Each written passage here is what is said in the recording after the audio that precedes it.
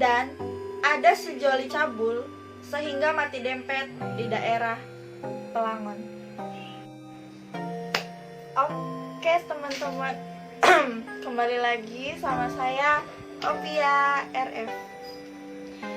Sebelumnya aku mau minta maaf dulu sama kalian semua yang udah nanya-nanya kenapa nggak posting-posting lagi, kenapa nggak upload lagi seminggu ini, 7 hari belakang ini.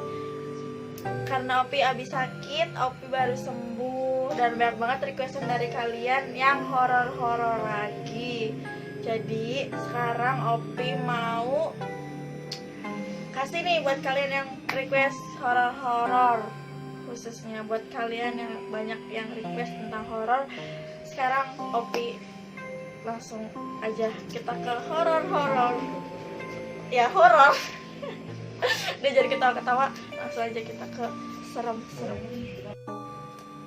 Nah, video kali ini masih di daerah kota Cirebon, tepatnya di Sumber, yaitu Pelangon. Kisah mistis Raja Monyet Pelangon. Cirebon punya keunikan dibanding lokasi peziarahan lain. Di tempat yang sekaligus jadi objek wisata ini, terdapat ribuan ekor kera tersebar di berbagai lokasi.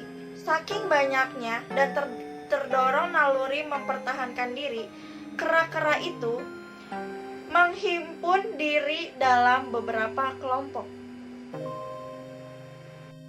Menurut pandangan awam, kera-kera itu satwa biasa, tapi menurut kacamata paranormal dan orang pintar, satwa berekor panjang ini sebagian terdiri siluman. Dari cerita turun-temurun ini, monyet-monyet ini berasal dari peliharaan Pangeran Kejaksan. Ketika pangeran ini meninggal, kera-kera itu masih menetap di Kanoman Pelangon. Kemudian beranak pinak mencapai ribuan. Apabila kita menginjakan kaki di kompleks keramat ini, langsung akan disambut para monyet agar mereka jadi sahabat. Berilah mereka oleh-oleh beberapa ikat kacang rebus. Karena memang sudah terbiasa, mereka tak risih lagi berdekatan dengan manusia. Kalaupun ada yang hanya duduk-duduk, mereka selalu memandangi kita seolah-olah ingin menyapa atau mengajak bicara. Komunitas kera ini dibagi menjadi 3 geng besar, menetap di kompleks bagian barat, tengah, dan timur. Masing-masing anggota tahu diri dengan tidak merambah daerah tetangganya. Pelangon tak berdaya dengan keraton kera. Seperti umumnya kerajaan, kera-kera itu juga punya raja. Raja mereka berpostur tinggi, besar dibanding rata-rata monyet yang ada di sana. Sehari-hari hanya ongkang-ongkang di atas pucuk pohon jambu mengawasi rakyatnya. Juru kunci makam menamai raja kera itu dengan Werman. Sedang 2 panglimanya dinamai Dorji dan Acu. Meski kera, ternyata mereka punya konstitusi. Namanya juga kera. Setiap tahun jabatan raja diperebutkan melalui duel keroyokan tanpa aturan. Mereka yang bisa mendominasi dan memenangkan cakar-cakaran otomatis menjadi raja. Pertanyaan dalam fit dan proper tesnya barangkali justru begini: apakah sudah pernah merakot kera lain? Kalau sudah, calon ini pasti oke. Tapi kalau belum, no way, kata si kera. Selama 3 kali pemilu, Werman keluar sebagai pemenang. Hingga sekarang, dia masih berkuasa. Soal istri, Werman di mana saja dia bisa memilih sendiri. Maka, di Keraton Kera Pelangon, tidak ada istilah permaisuri. Karena sakti dan kebal gigitan, Werman dianggap bukan sembarang monyet. Banyak yang menilai sebagai kera siluman. Anggapan itu setidaknya diberikan Kang Bani, Paranormal Desa Sumber. Tak jauh dari Babakan, sebagian dari kera-kera itu adalah siluman. Berasal dari jadi-jadian, pesugihan, termasuk Werman, Dorji, dan Acing. Jelas kata Kang Bani. Karena kekuatannya, Werman amat disegani warga kera. Bahkan manusia pengganggu keratonnya akan dilabrak habis-habisan. Pernah suatu kali ada warga mengambil seekor anak monyet. Karena ketahuan anggota kera, Werman, dan 2 panglimanya langsung turun tangan sendiri menuntaskan masalah. Orang itu dikeroyok hingga luka berat. Beberapa hari dirawat di salah satu rumah sakit di Cirebon. Akhirnya tewas. Pernah ada warga Bandung bisa lolos membawa seekor anak monyet. Tapi beberapa hari kemudian, balita kera itu dikembalikan ke keramat Kanoman Pelangon. Pasalnya, tiba-tiba seluruh anggota keluarganya menderita sakit. Percaya atau tidak, kera-kera itu ternyata punya kekuatan mistik. Bagi sebagian orang yang percaya, dikatakan bahwa monyet tersebut adalah abadi. Dia tidak akan mati karena terkena kutukan dari Tuhan hingga akhir zaman akibat pesugihan yang telah dilakukannya, sehingga ini merupakan azab yang terus ditanggungnya hingga akhir zaman. Selain menikmati pemandangan alam dan udara sejuk dengan bercengkerama dengan monyet-monyet yang jinak tersebut, pengunjung juga dapat berziarah ke makam keramat Pangeran Panjunan dan Pangeran Kejaksan yang wafat di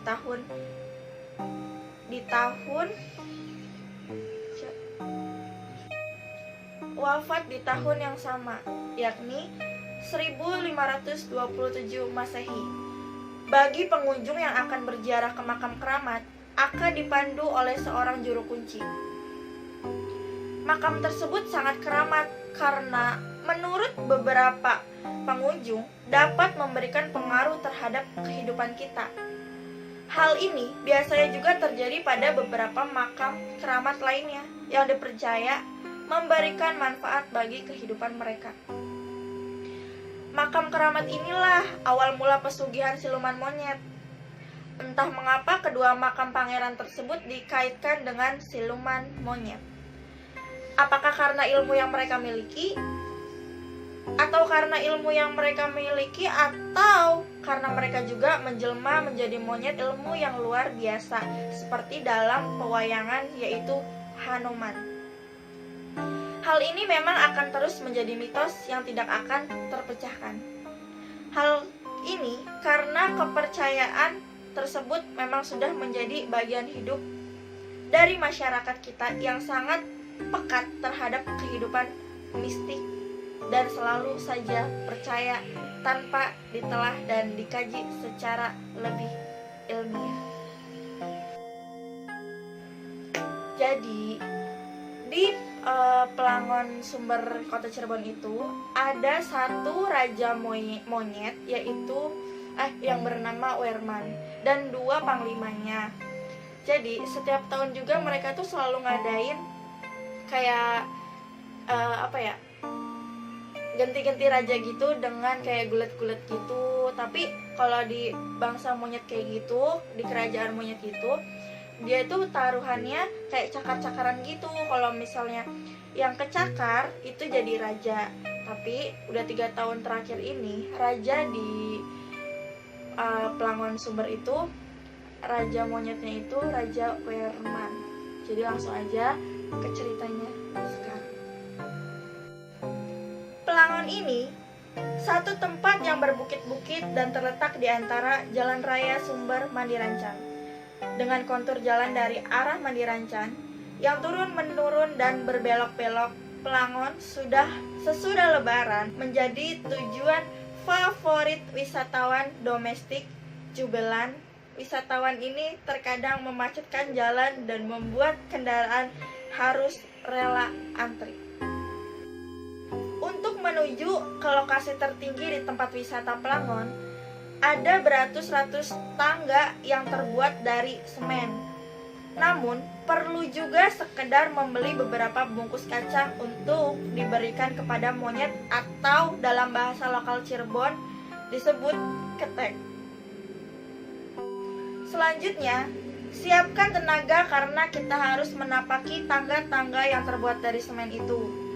Walaupun harus mendaki, jangan takut kehausan karena di samping anak tangga yang kita daki, kanan dan kirinya terdapat pedagang makanan dan minuman. Barangkali ada yang gak ngerti, bejubel itu apa? Bejubel itu kayak rame-rame, kayak sekelompok atau segerombolan, kayak rame-rame pokoknya. Ada sebuah larangan di Pelangon yang hingga kini masih dipegang teguh oleh masyarakat di sekitar, yaitu dilarang membuat sumur dan menanam mentimun. Hal ini berkaitan erat dengan sejarah pengangkatan kepala desa pertama di Kelurahan Babakan Alkisah. Setelah Babakan berkembang menjadi sebuah pedukuhan, para Kibuyut yang bermukim di daerah itu sepakat mengangkat Kibuyut atas angin menjadi Ki Gede Babakan atau kepala desa di situ. Kibuyut atas angin melakukan perjalanan untuk mengetahui daerah di sekitar Babakan. Ia diikuti oleh Ki Gede Seda yang ingin menghentikan perjalanannya. Karena merasa diacuhkan, Ki Gede Seda menjadi sangat marah dan menantang Kibuyut atas angin untuk bertanding mengadu kesaktian. Kibuyut atas angin terpaksa melayani tantangan itu dan terjadilah pertarungan sengit di antara keduanya. Ki Gede Seda dengan licik telah membuat ranjau berupa sumur yang sangat dalam ditutupi oleh tanaman mentimun yang menghijau, hingga tidak terlihat bahwa di dalamnya ada sebuah sumur. Sumur ini digunakan Ki Gede Seda untuk membunuh Kibuyut atas angin. Setelah membuat ranjau, Ki Gede Seda mendorong Kibuyut atas angin sehingga terperosok ke dalam sumur. Kemudian Ki Gede Seda melemparinya dengan batu-batu besar. Setelah dirasa Kibuyut atas angin telah tewas, Ki Gede Seda mendekati tepi sumur, namun tanpa diduga Kibuyut atas angin meleset keluar dari sumur itu dan menarik Ki Gede Seda untuk menggantikannya. Pertarungan itu pun akhirnya dimenangkan pertarungan oleh Kibuyut atas angin. Setelah pertarungan selesai, Kibuyut atas angin melanjutkan perjalanannya untuk pulang dan menceritakan kejadian yang telah menimpa kepada dirinya kepada penduduk Babakan. Akibat dari kejadian itu, para Kibuyut dan penduduk Babakan sepakat untuk tidak membuat sumur dan menanam mentimun di daerah Babakan dan Pelangon tersebut. Pelangon biasanya ramai dikunjungi wisatawan pada tanggal 2 Syawal, 11 Zulhijjah, dan 27 Rajab. Pada tanggal 2 Syawal dan 27 Rajab, pengunjung akan datang lebih ramai karena di tanggal tersebut adalah tanggal wafatnya Pangeran Panjunan dan Pangeran Kejaksan. Pengunjung yang datang pada tanggal tersebut biasanya melakukan ziarah dan doa bersama. Tapi selain tanggal-tanggal tersebut, di hari-hari libur yang lainnya juga banyak pengunjung yang datang ke situ, kayak contohnya Lebaran, liburan sekolah, kenaikan kelas atau apapun itu, ramai, Pelangon ramai di depannya, dan tapi nggak terlalu ramai untuk berziarah ke makam. Tapi kalau untuk hari-hari biasa gitu ada sih yang kesana, cuma nggak terlalu ramai kayak hari-hari libur yang tadi aku sebutin itu. Penasaran juga kan sama yang mati dempet? Tunggu part 2.